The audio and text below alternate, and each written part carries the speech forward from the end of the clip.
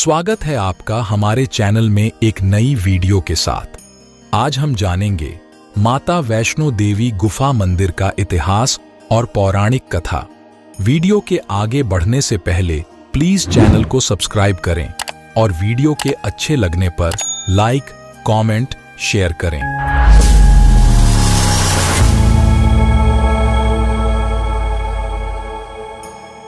वैष्णो देवी का विश्व प्रसिद्ध और प्राचीन मंदिर भारतीय राज्य जम्मू में कटरा नगर के समीप की पहाड़ियों पर स्थित है। इन पहाड़ियों को त्रिकुटा पहाड़ी कहते हैं। यहीं पर लगभग 5200 फीट की ऊंचाई पर स्थित है माता रानी का मंदिर। यह भारत में तिरुमला वेंकटेश्वर मंदिर के बाद दूसरा सर्वाधिक देखा जाने वाला धार्मिक तीर्थ स्थल है। त्रिकुटा की पहाड़ियों पर स्थित एक गुफा में माता वैष्णो देवी की स्वयंभू 3 मूर्तियां हैं। देवी काली, सरस्वती और लक्ष्मी पिंडी के रूप में गुफा में विराजित हैं। इन तीनों पिंडियों के सम्मिलित रूप को वैष्णो देवी माता कहा जाता है। इस स्थान को माता का भवन कहा जाता है। पवित्र गुफा की लंबाई 98 फीट है। इस गुफा में एक बड़ा चबूतरा बना हुआ है। इस चबूतरे पर माता का आसन है, जहां देवी त्रिकुटा अपनी माताओं के साथ विराजमान रहती हैं। भवन वह स्थान है जहां माता ने भैरवनाथ का वध किया था। प्राचीन गुफा के समक्ष भैरव का शरीर मौजूद है और उसका सिर उड़कर 3 किलोमीटर दूर भैरव घाटी में चला गया और शरीर यहां रह गया। जिस स्थान पर सिर गिरा, आज उस स्थान को भैरवनाथ के मंदिर के नाम से जाना जाता है। कटरा से ही वैष्णो देवी की पैदल चढ़ाई शुरू होती है, जो भवन तक करीब 13 किलोमीटर और भैरव मंदिर तक 14.5 किलोमीटर है। मंदिर के संबंध में कई तरह की कथाएं प्रचलित हैं। एक बार त्रिकुटा की पहाड़ी पर एक सुंदर कन्या को देखकर भैरवनाथ उससे पकड़ने के लिए दौड़े। तब वह कन्या वायु रूप में बदलकर त्रिकुटा पर्वत की ओर उड़ चली। भैरवनाथ भी उनके पीछे भागे।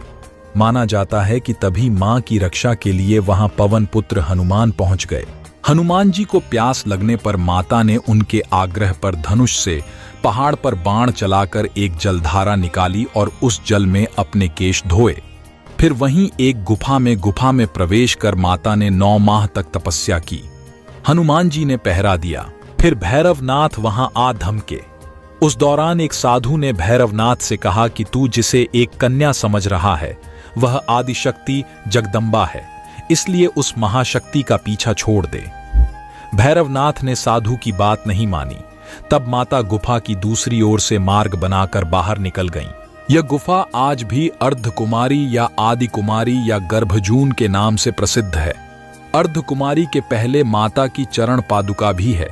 यह वह स्थान है जहां माता ने भागते भागते मुड़कर भैरवनाथ को देखा था।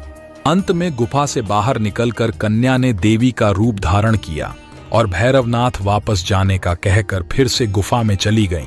लेकिन भैरवनाथ नहीं माना और गुफा में प्रवेश करने लगा। यह देखकर माता की गुफा कर पहरा दे रहे हनुमान जी ने उसे युद्ध के लिए ललकारा और दोनों का युद्ध हुआ। युद्ध का कोई अंत नहीं देखकर माता वैष्णवी ने महाकाली का रूप लेकर भैरवनाथ का वध कर दिया। कहा जाता है कि अपने वध के बाद भैरवनाथ को अपनी भूल का पश्चाताप हुआ और उसने मां से क्षमादान की भीख मांगी। माता वैष्णो देवी जानती थीं कि उन पर हमला करने के पीछे भैरव की प्रमुख मंशा मोक्ष प्राप्त करने की थी। तब उन्होंने न केवल भैरव को पुनर्जन्म के चक्र से मुक्ति प्रदान की, बल्कि उसे वरदान देते हुए कहा कि मेरे दर्शन तब तक पूरे नहीं माने जाएंगे जब तक कोई भक्त मेरे बाद तुम्हारे दर्शन नहीं करेगा। मंदिर की कथा। उपरोक्त कथा को वैष्णो देवी के भक्त श्रीधर से जोड़कर भी देखा जाता है। 700 वर्ष से भी अधिक समय पहले कटरा से कुछ दूरी पर स्थित हंसाली गांव में मां वैष्णवी के परम भक्त श्रीधर रहते थे। वे नीच संतान और गरीब थे, लेकिन वे सोचा करते थे कि एक दिन वे माता का भंडारा रखेंगे।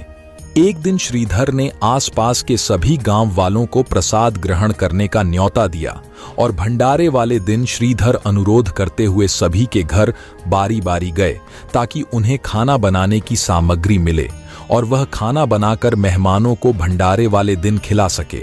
जितने लोगों ने उनकी मदद की वह काफी नहीं थी, क्योंकि मेहमान बहुत ज्यादा थे।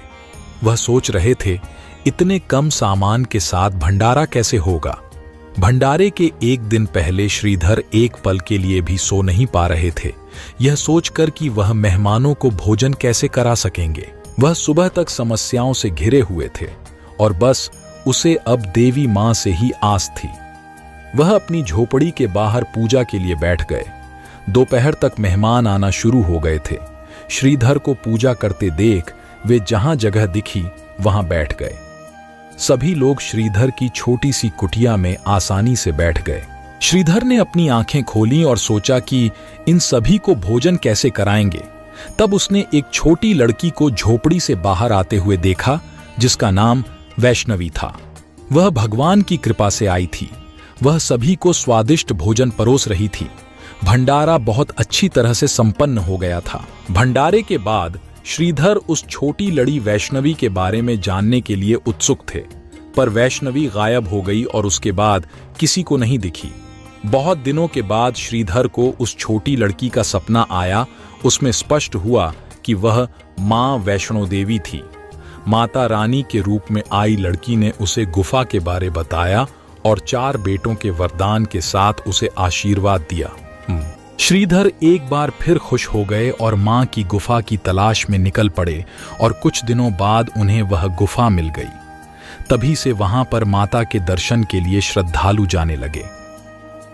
आशा करते हैं कि आपको आपके प्रश्न का उत्तर मिल गया होगा। मिलते हैं आगे एक और नई कहानी के साथ। अब तक के लिए धन्यवाद।